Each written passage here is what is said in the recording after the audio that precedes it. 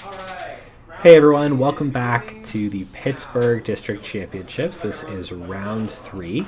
My name is Dan. I'm Colin, and this is the Steel City grid. We have the third round. We have Wenjong running against SebastianK. SebastianK was on our round 2 playing as Zaya and is now playing as the outfit. And Wenjong was actually in our first round playing against Nova as Asa. He's now playing as Lat. This is going to be a nice head-to-head from two players who are so far doing quite well on the day. It's going to be interesting to see. It looks like Outfit is already off to the races, installing in a new remote, icing that up, and protecting HQ. We'll see what kind of lat this turns out to be and how quickly Wenjong can put any pressure on the board. Yeah. Interesting. We see a Parisha installed alongside a environmental testing.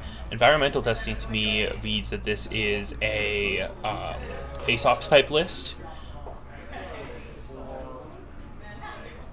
Definitely, and that's going to take some setup. I'm curious to see if it is the Bridgman style list where it's using the price to set up quickly, or if it's a more traditional ASOPs build. We see a push here. The installed card had been a hostile takeover, pushing that out with a click left to spare, and we'll see what gets put into the remote here. The bad publicity train is already running. Just installing a second piece of ice. With the second piece of ice, this looks like it's definitely not just a fast advance from hand style outfit. Sometimes they will make a remote if absolutely necessary early, but they don't like to. But this looks like a slightly different style. Interested to see what it is. A run on R&D. Got to get those in while you can. Looks like a snare. Whoa. While it's not going to kill, this might be a pretty devastating tempo hit. Especially with an environmental testing only on one power counter. We'll see what kinds of cards get hit, but if you lose an early simul chip, some coalescence, this could be a major blow. Yeah, this could be very rough, and even having to spend the 2 credits here to clear the tag afterwards. There's a simul chip. Oh. That's rough. Another simul chip. Oh no. And interesting. A privileged access. Very cool card. And not one that I would expect to see out of Lat. Trying to decide if this should be trashed here. Looks like it will be. Don't want to have to see that again later. Already we've seen 2 fascinating cards from either side. The privileged access, I guess, adds even more recursion to a recursion-heavy deck. But bringing back a resource is something I hadn't considered in Lat. Yeah, I guess you could bring back the environmental testing and then instantly charge it with the program afterwards, which is pretty cool. Now, I guess the question is, aside from the fact that it's really cool, what is the function of the snare being in this outfit deck? I'm not sure. This could be like a super modernism style deck where it's just punishing you for running. Landing some more tags, it looks like. That looks like an Oppo Research the World's promo. So this is some sort of tag deck, so it might just be a super modernism style I'm going to push out deck, and if you try to stop me, I'm going to kill you. This is a pretty brutal start. I don't think this is at all what Wenjong was expecting with her early outfit, but this explains why R&D was left open. And with Wenjong only on 4 credits, he can clear the tags, but he'll be left He's not going to be thrilled about it. No, I think this E-testing is going to be there for a while, especially with simul chips gone. Yeah, I think your best hope here is install Coalescence from hand right now, clear the tags, and I'm not sure what alt art that is with the face.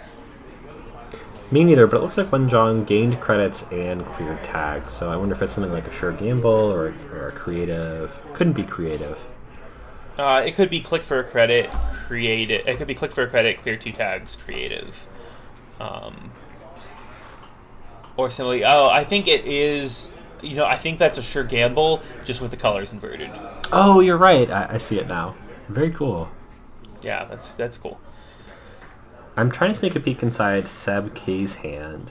I think I saw a pivot, and something that might be like an older hedge fund. And I thought I saw a Basalt Spire, but I'm not totally sure. Oh, there's a Spin Doctor. Interesting. That would make the pivot and Basalt Sire would make a lot of sense to either go and get a kill card, or to play the kill card, bring it back to hand, play it again. There's the hedge fund you mentioned. Interesting. I'm curious to see. Yep, I wanted to know when we were going to start pushing in this 2-ice server. Outfit can have some really mean ice that can be difficult to get through early. Things like Trebuchet, Val and Chow. They give bad publicity to the runner, but that means you get money for resing them. So tough tempo trade. Yeah, I think other than like Ag Infusion, and maybe even more so, I think Outfit is the deck that I'm most scared to face check into. The ice is just so rough. If you have a environmental testing on 2 or God forbid 3, and you hit into a Trebuchet, it's just That's such a sad feeling. yeah. Wenjong goes ahead. It's on a second environmental testing. That's very bold. That is a bet that this game is going to go on for a little bit here. We see the same trick done again. Another hostile just scored directly from the server, been installed, double click, advance, put another one in. Keeps the tempo going. A lot of outfits will just score those from hand, but forcing the install here, tempts the runner, splits their decisions, and threatens something bigger. You see a Coalescence installed, charging each of the other ones, and then there is a price. We see Lilypad, we see Boitata, so this looks somewhat similar to Bridgman's List, though we see some slightly different includes with privileged access. There's a install paying only 1 credit, I guess a net 2 with the price credit, charging both of these environmental testings, the first of which is only 1 from going off now. That beautiful alt art is of self-modifying code, and it is from the Montreal Nationals from last year. Oh, for a Wenjong self-modifying code, yeah, that's really nice, and that's the foil one, yeah. Absolutely, yeah, that's the foil one. Shout out to Andre, the Metropole Grid, and all the lovely folks who do organized play up in Montreal. What are you thinking that the push here is from Seb? I'm honestly not sure. It could be another hostile, but I'd be pretty surprised. Something like Rashida, just for positive tempo, wouldn't be bad. I would be surprised if it was a larger agenda. Thinking about the agenda suite, I don't know how many 5/3s it's on versus 3/2s. This could be something like an Atlas. I'm honestly not sure. I wonder if just removing the Basalt, getting it from your 1-iced central to your 2-iced remote is worth it, especially since you can then go advance, install a 3rd ice, and now even with all of the money from the environmental testings coming in, you're probably not getting into a 3-ice server. Definitely not when your opponent is outfit. The other nice thing about Basalt Spire is that even if you're risking it for some extra turns, if it does get stolen, it'll return a card to your hand from Archives, and that just lets you pick up the Oppo Research, threat text turned on, and then you'll probably be forced with 4 tags in the following turn. Looks like it was install that 3rd ice and advance here. That reads like a Basalt to me, or a very strange NGO play. Yeah, if you're looking at that 3-ice server, I would expect to see a Trebuchet, Bound Chow, and probably a Border Control. Yeah, not a server you want to have to run through once, let alone twice. And even with Shaper Tricks at his disposal, I don't think Wenjong can get multiple breakers out on this turn to actually get in there. I mean, you never know. Yeah, but having lost the 2 simul chips definitely makes that a lot harder. The other reason to consider not running is just if you don't want to give the outfit their 4th bad pub. Definitely. I was playing a similar lat list I was using Bridgman's List card for card, and while that deck is very strong, it does require a lot of time to set up. You cede a lot of ground in the early game, and sometimes losing some tempo early can be pretty disastrous for your setup. So I wouldn't be shocked if Wenjong just needs to continue building his board and then try and keep the game from closing, as opposed to pushing here in the mid game. For sure. Already having discarded the conduit, interesting to not just play the conduit and start going on R&D to try to stop those the 6/2s. The regulatory captures. Yeah, but it's trying to stop the regulatory captures from getting into hand, because you really don't want the train of those to start scoring, or you at least want to start getting those out of the game before you're on 4 bad pub here. Looks like installing a Muse, using the DZMZ, using Muse to go get another tutor to go get SMC. We have peak Shaper activities happening here. It's not a bad way to fire both of your environmental testings and give you a lot of flexibility. Some people joked when Muse came out that now Shaper would have access to 6 simul chips, but it's a little different than that. I think it's a little more fun than that. Yeah. You have simul chips that you're happy to sell later. Speaking of selling, really, we have not seen a Aesops yet. Not having the Aesops early really hurts in this deck. You have 3 copies for a reason. You really want to see it early, and we've gone most of the way through the deck here, so not having seen the Aesops yet is both surprising and a little sad. Definitely. Getting to actually fire 2 environmental testings will keep you in the game long enough.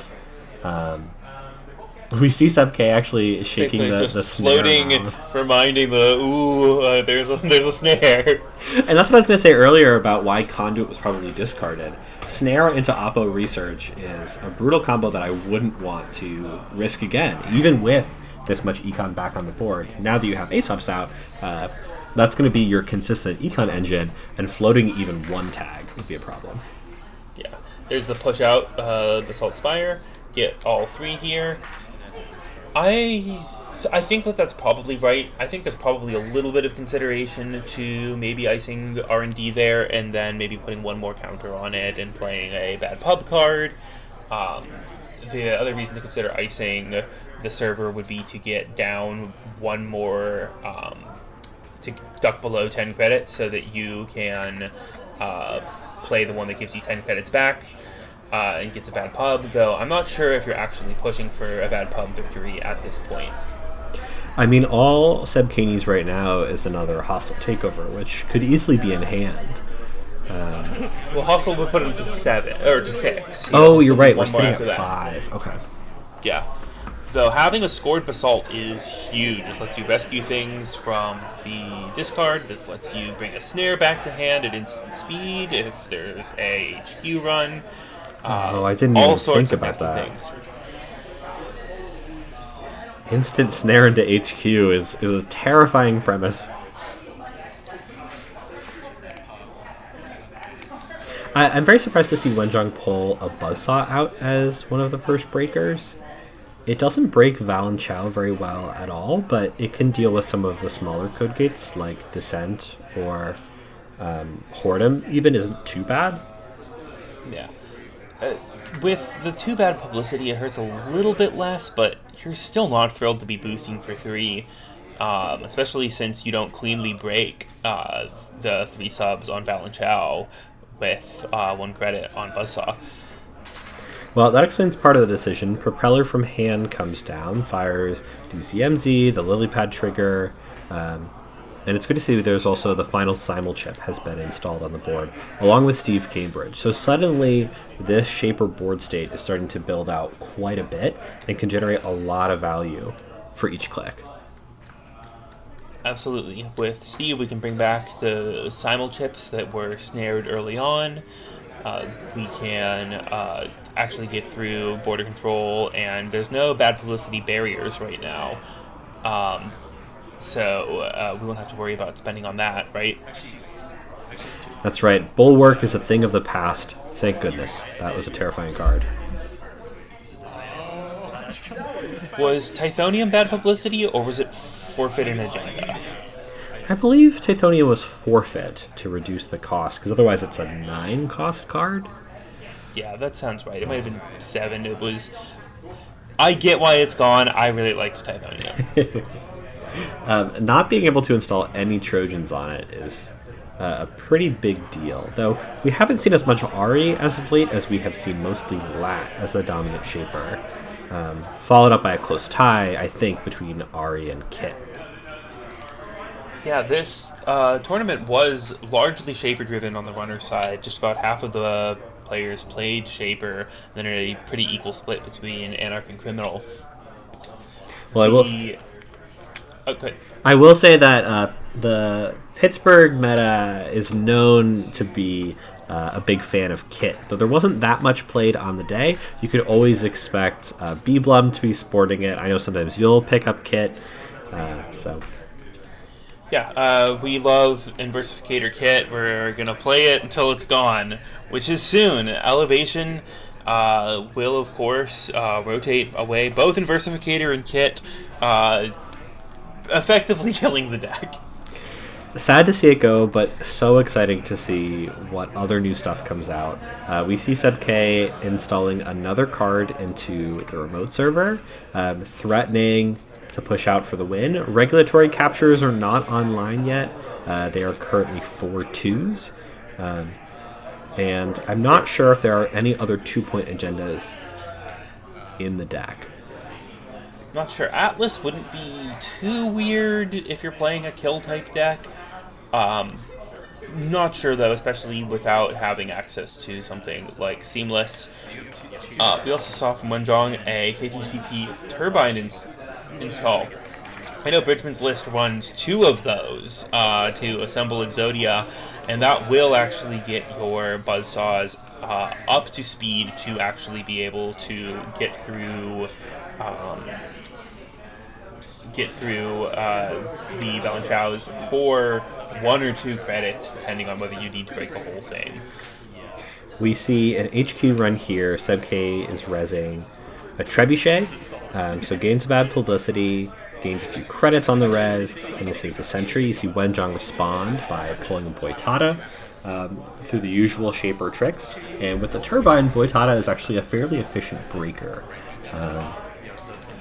Things have been I was about to say, Boitata was a breaker that I had initially completely written off as just being quite bad, but with, like you said, with Turbine, it's actually quite effective. It's quite efficient, especially in this kind of Ace-Ups list where you're going to be getting the effect for sure.